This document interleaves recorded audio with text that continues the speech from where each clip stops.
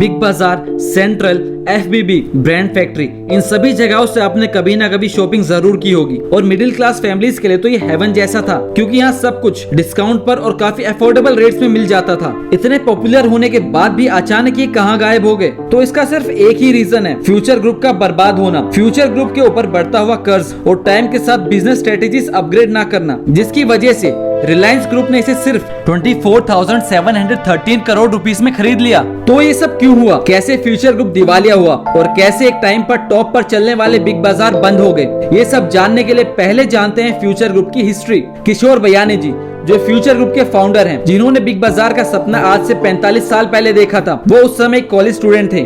80s में उन्होंने अपने बिजनेस की जर्नी एक छोटे लेवल यानी कि स्टॉल से शुरू की, जहां वो कपड़े बेचा करते थे, और वहां से कमाए हुए पैसों से उन्होंने अपना एक स्टोर खोला, WBB स्टोर, जहां वो कपड़ों का फैब्रिक सेल करते थे। जैसे ही इंडिया में रिटेल गारमेंट्स के मार्केट ने तेजी पकड़ी, उन्होंने पतलून नाम का एक रिटेल गारमेंट स्टोर खोला। 1987 में उन्होंने मेंस वेयर नाम की एक नई कंपनी खोली। ऐसे मुंबई में एक नए ब्रांड की शुरुआत हुई, जिसका बाद में नाम पेंटालून रखा गया। अपनी क्वालिटी, इंटीरियर, कस्टमर सर्विस और मार्केटिंग की वजह से ये ब्रांड काफी जल्दी सक्सेसफुल हो गया, और फ्रेंचाइजी मॉडल का यूज करते हुए किशोर जी ने इसे ऑल ओवर इंडिया फैला दिया। पहला पेंटालून स्टोर 1991 में गोवा में खुला। उसके बाद किशोर जी ने कई ब्रांड्स की शुरुआत की, जो कि सभी सफल रहे।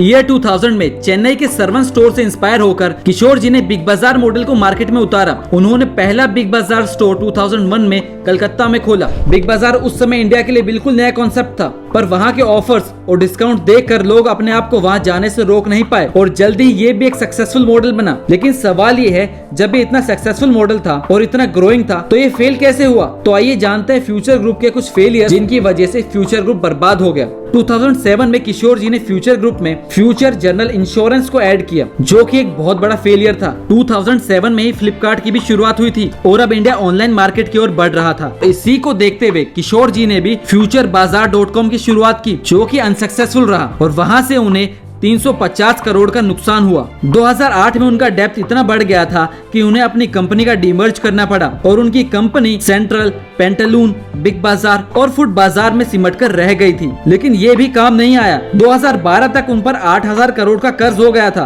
और उन्हें इसे चुकाने के लिए पेंटालून को 16,000 करोड़ में आदित्य बिरला ग्रुप को बेचना पड़ा। लेकिन यहाँ से भी उन्होंने सीख नहीं ली। एक बार फिर से 2013 में उन्होंने ऑनलाइन मार्केट में आने की कोशिश की। उस समय के बिग प्लेयर्स जैसे फ्लिपकार्ट, जेबोंग, स्नैपडील के सामने उन्होंने अपना बिग बाजार डायरेक्ट मार्केट में उतारा, लेकिन ये भी अनसक्सेसफुल रहा, और इसे भी बंद करना पड़ा।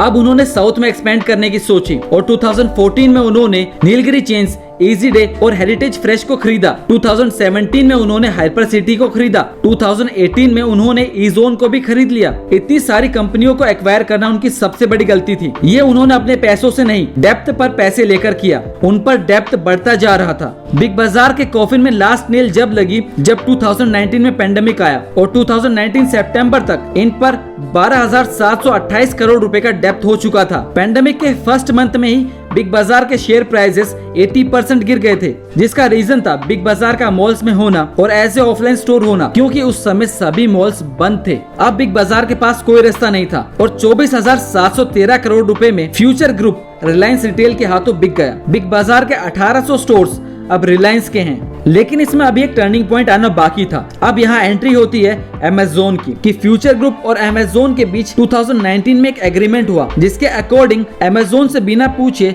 बिग बाजार को नहीं बेचा जा सकता, और अमेज़न इस मैटर को सिंगापुर के आर्बिट्रेशन सेंटर SISC में और सुप्रीम कोर्ट में लेकर गया, जहां इस डील को होल्ड पर रखा गया। यहाँ अमेज़न की मांग उसके इन्वेस्टेड शेयर्स के पैसे हैं। जहां तक हमें लगता है फ्यूचर ग्रुप जल्दी ही रिलायंस का हो जाएगा। आपको ये इन्फॉर्मेशन कैसी लगी हमें कमेंट करके जरूर बताएं। अगर आपको वीडियो पसंद आई तो इसे लाइक करें, शेयर करें। ऐसी वीडियोस और देखने के लिए चैनल को सब्सक्राइब करें।